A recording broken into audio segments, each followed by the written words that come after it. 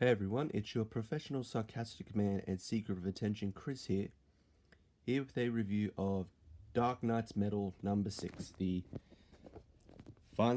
conclusion, sorry, the conclusion to the Metal event, which I've been enjoying. I know I know it's just another over oversaturation of Batman, but I've been really enjoying this, and I think I've picked up everything that was a part of Metal. So the main the main series. Oh god, I got hiccups now. The main series and all the tie-ins and the one shots. So all the stuff about the other Dark Knights, Hawkman, and the the Wild Hunt, I believe it was called.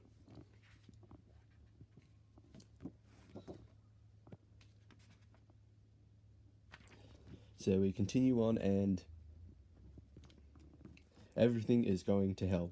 Everything is falling into the darkness, and uh, Hawkgirl and Wonder Woman are holding out on their own against the dark multiverse.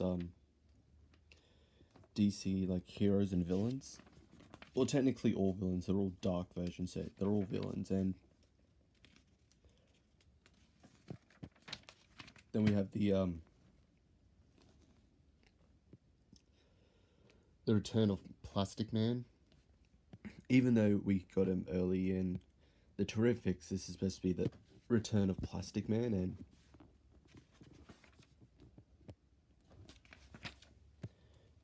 going through that, and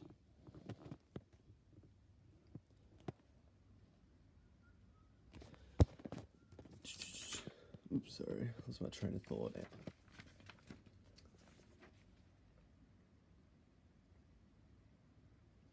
So the whole plan is that they're trying to. This is the final attack, the final stand against Barbatos or Barbatos, whatever, however you pronounce his name, and they're going all out. So they're bringing out Plastic Man. Wonder Woman's going down to figure out what's happened in the Forge. A whole team of alternate universe Batman arrive. So you have you got the vampire one. I don't remember the exact Earths, but oh, sorry, damn, this hiccups. Yeah, I think the Batman one. You have the one from Red Sun. I'm sorry. That's either, I think, Gotham by Gaslight or the Damian Wayne one. I'm not sure. I can't really tell by the costume, and I can't tell either. There's too many different multiverses, alternate universe Batman to remember, especially in an event which has different versions of Batman. And we have the return of Batman and Superman, and them getting the 10th medal. Yeah, 10th medal. Yeah, and sharing it with everyone else, and eventually freeing everyone. Which is, oh, I almost forgot. I almost forgot about everyone else was just like trapped during the Gotham Resistance tie-in. Damn, these hiccups! I hate myself. But especially like this part, the Batman Who Laughs versus Batman, and what do you know?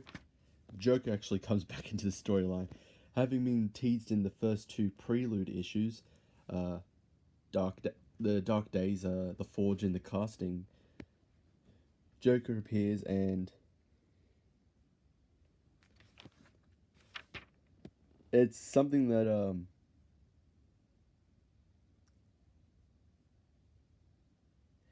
it's something that they never expected, like Batman and Joker working together against the Joker Batman. Essentially, that's who the Batman Who Laughs is. Essentially, is a Joker Batman, or Jokerized Batman, I would say, and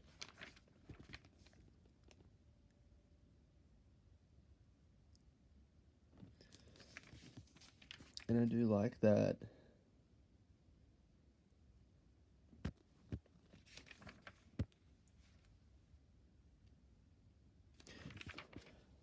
well, I mean, what more can I say?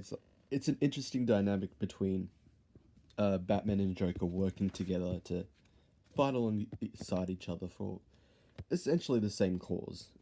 And although although I've liked this event, I don't like this resolution with the Dark Knights because look, Destroyer just gets knocked away by Superman. The Drow just gets stabbed, and I don't think you see what happens to the other ones. Like, wait, let's see. I think it's Murder Machine. Murder Machine just gets crushed. I think it's Dawnbreaker, I believe. I think that's the only thing I didn't like about this event. Is just they set him up to be these like really bad, evil characters. Essentially, like the whole thing with Batman is just he could take out anyone if he wanted to. He's always prepared. Friend or foe, no matter who it is, he's always prepared to take them out if the time comes. If they've gone over the line and there's no saving them, he'll take them out. And that's what it seems like with the Dark Knights. Them just being if Batman was the rest of the Justice League. And that's what it was for like all these issues leading up to this. It's just they always had they were always one like 10 steps in front of the heroes, and they could never be defeated. And it's just as soon as they get 10th medal, they're easily killed. It's just like I would have liked a kind of proper conclusion to them instead of just see like 3 of them get killed off, or at least 2 of them getting killed off, 2 of them getting knocked away, and then just Barbatos just getting smashed through the heart by Hawkgirl, and have the resolution. And Hawkman's still alive.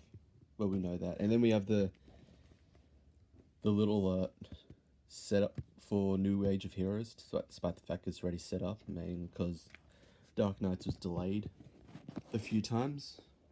I think it was just a few times, and get it? This is the dawn of a new age of heroes. I get it. And then then they're setting up the rest of the storyline. So we have the Dark Star storyline in Hal Jordan and the Green Lantern Corps. Have the Flash War and Flash, and then some other stuff. I believe. So you have the Dark Pantheon with Wonder Woman. And then you have Atlantis Rising for Aquaman, or Aquaman and oh no, Mara's a miniseries. So I'd say just that makes more sense for Aquaman. And then we have Bruce deciding, hey, I heard this thing called Justice League Animated. This Justice League Animated series. So, hey John, Hawkgirl, do you want to be on the team? Sure. Because essentially this is like, which is why we're going to strengthen the league with Martian Manhunter and Hawkgirl. I think he only says just to strengthen it. I don't think there's an actual reason why. Well, there is a reason. It's just you would think that with Batman he would actually tell us more instead of just saying we need to be strong, so let's add 2 people. Okay. Then I'm guessing No Justice will set up Jon Stewart joining the team as well, since he does not appear in this event. Like Hal is technically the only Green Lantern that appears in this. And something funny about just Swamp Thing having a bow tie. I was going to say Swamp Thing having a bow tie. I don't know. I just found that really hilarious. And then yeah, I might as well just. Then we have our little setup to the New Justice kind of imprint or banner they announced, which I'm excited for. Just I know it probably shouldn't be, but whenever DC comes out with something, I'm very excited because it's usually something that I would definitely like. So with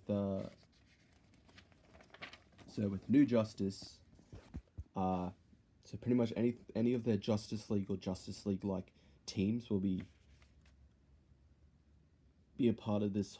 Will be coming out of the Hall of Justice and just doing their own separate things. So we have Snyder's Justice League. We have a new Justice League Dark. Thank God, finally. We have a Justice League Odyssey. So we've got the normal basic Earth team. Got a magic team. Then there's a noisy fly. Magic team, yep. Space exploration team, and then stuff like Titans, Teen Titans, Hawkman, and some other series that they'll be announcing will be coming out of this. And I think this is the first stepping stone. This is the first stepping stone to that, because then at the back they have Justice League No Justice, which will set up this new kind of the new Justice League teams, the new Justice imprint, I should say. So overall, I've liked Dark Knight's Metal.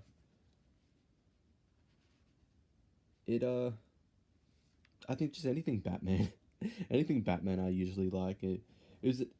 I do like multiverse concepts, so anything to do with time, space, and the multiverse, I'm usually a sucker for. So I definitely was going to pick it up, and overall I enjoyed it. I wish there was a kind of proper conclusion, like with Barbatos and the Dark Knights. Instead of just, as soon as just everyone got 10th medal, it's just like, okay, we win.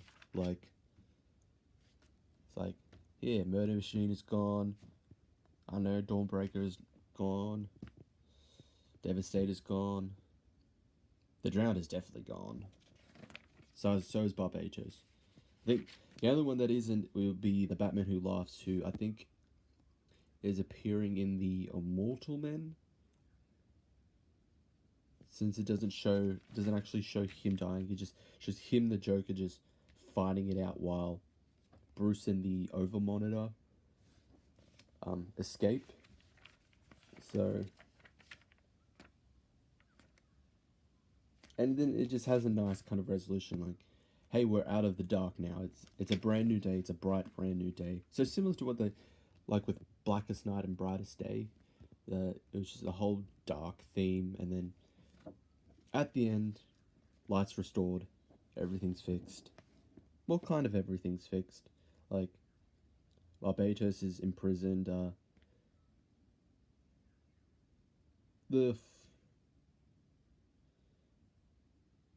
Kind of the Forge has been rebuilt as well. The multiverse is